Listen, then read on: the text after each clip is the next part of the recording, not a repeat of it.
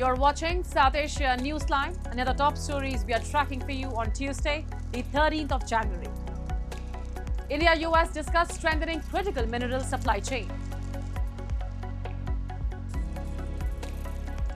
Indian Army Chief warns Pakistan after drone intrusions along border. And Nepal President summons National Assembly session next week.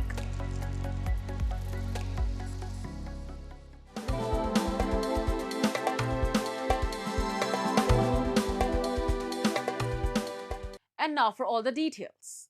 India's Union Minister Ashwini Vaishnav participated in the Critical Minerals Ministerial meeting hosted by the US Treasury Secretary Scott Bessent on Tuesday to discuss solutions to secure and diversify supply chains for critical minerals, especially rare earth elements. The meeting was held on the sidelines of a gathering of finance ministers from the Group of Seven, also called the G7 grouping, which includes Canada, France, Germany, Italy, Japan, the UK and the US, along with the European Union. India and Australia have also been invited. Secretary Bessent expressed his optimism that nations understand well the need to remedy current deficiencies in critical mineral supply chains. Speaking to ANI, Vaishnav said the discussions were particularly important at a time when manufacturing sectors, especially electronics manufacturing, are growing rapidly in India and across the world. So in this meeting, participants from various countries, they discussed their experience, the steps that they are taking in making the supply chain resilient, especially technology for refining, processing the mineral ores so that high quality critical minerals, especially the rare earth, permanent magnets, those kind of materials can be secured in a long term, in a sustainable manner. Meanwhile, as an icebreaker on Monday, US Ambassador designate to India Sergio Gore stated that India will be invited to join the US-led Pax Silica group of nations aimed at strengthening the global silicon and semiconductor supply chain as a full member next month.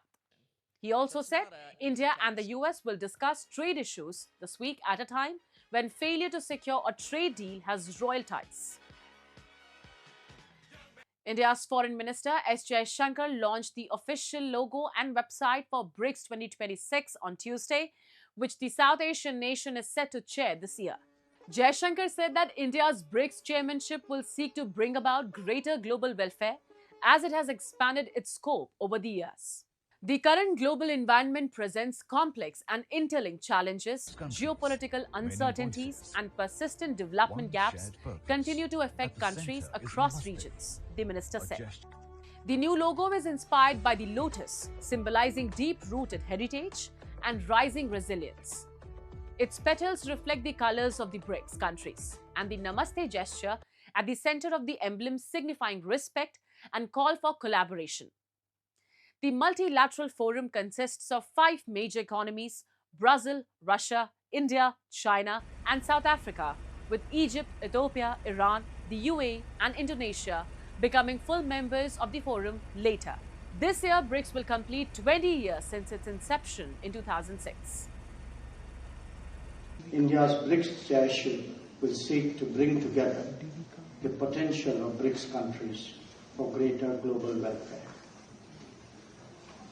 Friends, when India prepares to assume the BRICS chairship in 2026, we do so at an important moment in the grouping's journey. In 2026, BRICS will complete 20 years since its inception, during which it has steadily evolved into a significant platform for cooperation among emerging markets and developing economies. And India's Army Chief General Upendra Dwivedi on Tuesday warned Pakistan over recent drone intrusions along the border in Jammu and Kashmir, saying Pakistan's Director General of Military Operations has been told to control such activities. Addressing his annual press conference, the Chief of Army Staff said multiple small drones were sighted along the line of control in Jammu, Samba, Rajouri and Poonch sector between January 10 to 12. General Dwivedi said the drones appear to be defensive in nature and were likely being used to probe the Indian Army's preparedness. He asserted that there are no gaps or laxities in India's border security that could be exploited for terrorist infiltration. He further stated that Operation Sindoor, launched in May 2025, remains ongoing, warning Pakistan that any future misadventure will attract retaliation. He added that terrorist recruitment in 2025 has been almost non-existent, with 31 terrorists neutralized so far, most of them of Pakistani origin.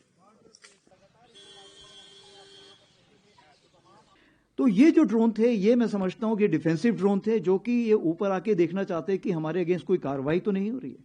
मैं ये मना नहीं कर रहा हूं, हो सकता है कि वो ये भी देखना चाहें कि कोई कहीं गैप तो नहीं है, इंडियन आर्मी में कोई ढिलाई तो नहीं है, कोई गैप हो जहां से वो टेररिस्ट वहां से भेज सके। तो मेरे ख्याल से उनको उसका नेगेटिव जवाब भी मिला होगा, उन्होंने देखा होगा कि आज की तारीख पे कोई ऐसी जगह नहीं है, कोई ऐसे गैप्स नहीं जहां से वो भेज सकें।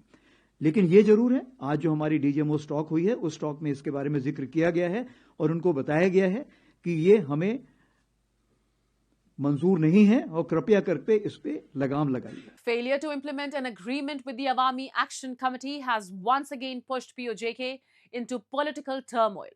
Protests leaders warn that continued delays and alleged targeting of youth could trigger renewed unrest across the region. Your report. Political tension is once again rising in Pakistan-occupied Jammu and Kashmir as concerns grow over the implementation of an agreement between the government and the Joint Awami Action Committee. Addressing a protest in Muzaffarabad, Kakat Nawaz Mir, core member of the Joint Awami Action Committee, accused the authorities of targeting youth but said the movement continues to exercise restraint. हमारे नौजवानों को direct गोलियां मारी गई, हमारे नौजवानों को पूरी रियासत के अंदर तशद्दुद का निशाना बनाया गया, चादर और चार दीवारी का तकद्दुस पामाल किया गया। लेकिन जम्मू कश्मीर ज्वाइंट अवामी एक्शन कमेटी ने सब्र का मुजाहरा किया, क्योंकि पूरा प्लान था। अल्हम्दुलिल्लाह रियासत के लोग, रियासत के नौजवान बाशऊर हैं, उनको जो बात कही उन्होंने वो बात मानी। मैं फिर ये बात कहूंगा कि आप हमारे पाबंद नहीं हैं, लेकिन आपसे एक रिक्वेस्ट हम जरूर करेंगे कि आप डिसिप्लिन के अंदर रहें। आप जब डिसिप्लिन के अंदर रहते हैं, ये जिस तरीके से आप यहाँ बैठे हुए हैं ना, खुदा की कसम आधी कामयाबी आपकी इस तरीके बैठने से मैं समझता हूँ उनकी नब्ज क्या है। In October 2025, a massive strike led by the Joint Awami Action Committee paralyzed Pakistan-occupied Jammu and Kashmir, uniting people over demands for free healthcare, free education, and fair internet access. With 38 demands, the peaceful movement was seen as a turning point in POJK's struggle for basic rights and accountability. उसके बाद 4 और 5 अक्टूबर एक agreement हुआ। Agreement के अंदर तमाम शराइत public की गई जो लिखी गई हैं। हुकूमत पाकिस्तान, हुकूमत आज़ाद कश्मीर और जम्मू और कश्मीर ज्वाइंट अवामी एक्शन कमेटी, उस एग्रीमेंट के अंदर 3 वो ताकतें थी जिनके दरमियान वो एग्रीमेंट हुआ। इससे पहले आपको कहा जाता था कि ये जत्था है, आपको कोई तस्लीम नहीं करता था। आपकी सबसे बड़ी और पहली कामयाबी क्या थी कि जिस वक्त जम्मू और कश्मीर ज्वाइंट अवामी एक्शन कमेटी के मैंडेट को तस्लीम करते हुए उस फरीकी एग्रीमेंट के अंदर आपने बहैसियत फरीक पेपर साइन किए, आपकी हकीकत को तस्लीम किया गया, जो पूरी दुनिया आज कश्मीरियों की हकीकत को तस्लीम करती है और मानती है। ये आपकी सबसे बड़ी कामयाबी है। Moving on, Rohingya refugees living in Bangladesh have expressed renewed hope for justice as the International Court of Justice has opened hearings in a landmark genocide case against Myanmar. At Kutupalong, the world's largest refugee camp, Rohingya survivors spoke of deep anguish after years of displacement and uncertainty. The refugees stressed the need for accountability, reflecting a widespread desire among refugees for justice and recognition of their suffering. The case was filed in 2019 by Gambia, which accuses Myanmar of committing genocide against the Rohingya minority during a military crackdown in 2017. That operation forced more than 730,000 Rohingya to flee to Myanmar's Rakhine state into neighboring Bangladesh. Ara enak gozati azia hoyak shobosor doria arkanam made hosto hoye aidde ara zorung bari aidde niyomito zorung bari aidde ara yano duniyare ahban janadde আর দুনিয়ার ইয়ানো অনুরোধ করি দে সুইজারল্যান্ডের মতো begin একয়রে আর নিজের সহি বিচার গান আর নিজের হক খান নিশ্চিত করি পাল্লাই আর রিপাট্রিয়েশনের যত দ্রুতভাবে সম্ভব করি পাল্লাই। A UN fact-finding mission had previously concluded that Myanmar's military campaign involved genocidal acts, including mass killings, sexual violence, and the destruction of villages. Myanmar has consistently denied the accusations, insisting its military actions were aimed at insurgents. Rohingya refugees and human rights advocates hope the proceedings will be a crucial step towards accountability, justice, and a dignified return to their homeland in Myanmar. তা শাসিও চাই আরা নেওয়ার আরা যদি মারতে মারা মারতো আরা শাসি না থাকলে আরা no মারে আরা মাঝে আরা শাসি না থাকলে বিচার দিতে শাসি চাই বললা। And Nepal's President Ramchandra Paudel has summoned a session of the National Assembly for next week. The session is first since the September Gen Z protests and the first since the dissolution of the House of Representatives. The session will be held at an alternative venue inside Singha Darbar after the Parliament building was damaged during the protests. According to the spokesperson for the Office of the President, the session has been called following a recommendation from the cabinet meeting held on Monday. According to the Parliament Secretariat, the session will consider several agenda items including government-introduced bills and ordinances. Parliamentary committee study reports and annual reports are also expected to be tabled. The upcoming session follows the Gen Z movement that took place on September 8th and 9th, 2025, which led to significant political turmoil. In the aftermath of the protests, an interim government was formed and the House of Representatives was dissolved.